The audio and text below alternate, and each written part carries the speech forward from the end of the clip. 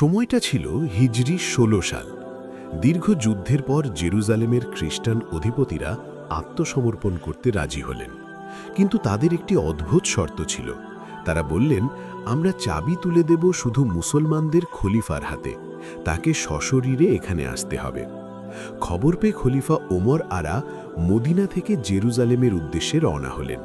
কিন্তু দৃশ্যটা কল্পনা করুন, বিশ্বের অন্যতম শক্তিশালী সাম্রাজ্যের প্রধান যাচ্ছেন এক বিশাল শহর জয় করতে, অথচ তার সাথে কোনো সৈন্যবাহিনী নেই কোনো রাজকীয় জাঁকজমক। খলিফার সাথে ছিল মাত্র একটি উট এবং তার একজন খাদেম, ভৃত্য।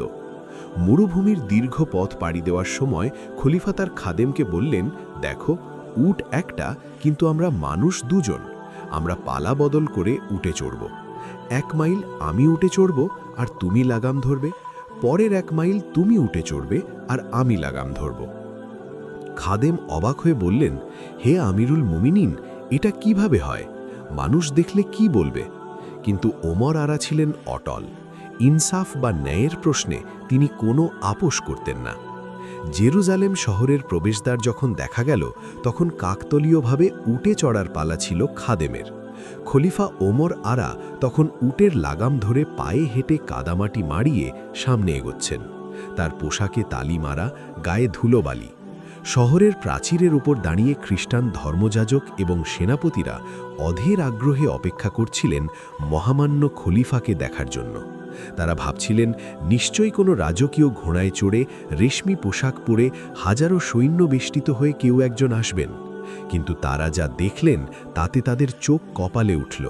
তারা দেখলেন একজন ভৃত্য রাজকীয় ভঙ্গিতে উটের পিঠে বসে আছে, আর উটের লাগাম ধরে ধুলোবালি মাখা এক সাধারণ মানুষ হেঁটে আসছে। খাদেম লজ্জা পেয়ে বারবার বলছিলেন, হুজুর, আপনি উটে বসুন, আমি নিচে নামি। কিন্তু ওমর আরা মুচকি হেসে বললেন, না, এখন তোমার পালা। জেরুজালেমের প্রধান পাদ্রী সোফ্রোনিয়াস যখন নিচে নেমে এলেন, তিনি খাদেমকে খলিফা মনে করে অভিবাদন জানাতে চাইলেন। তখন খাদেম ইশারায় দেখিয়ে দিলেন যে উটের লাগাম ধরে যে মানুষটি হেঁটে আসছেন, তিনিই হলেন অর্ধজাহানের শাসক ওমর আরা। পাদ্রী সোফ্রোনিয়াস বিস্ময়ে স্তব্ধ হয়ে বললেন, যে জাতির নেতা নিজের দাসের জন্য উটের লাগাম ধরতে পারেন, তাদের হাতে শহর ছেড়ে দিতে আমাদের কোনো দ্বিধা নেই। আপনাদের এই ইনসাফই আপনাদের বিজয়ী করেছে।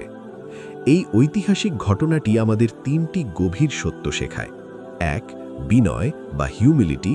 পদমর্যাদা মানুষকে বড় করে না, বরং মানুষের ব্যবহার ও বিনয় তাকে মহান করে। 2. ইনসাফ বা ন্যায় বিচার। ইসলামে মালিক এবং শ্রমিকের অধিকার সমান। খলিফা হয়েও তিনি শ্রমিকের প্রাপ্য অধিকার বুঝিয়ে দিয়েছিলেন। 3.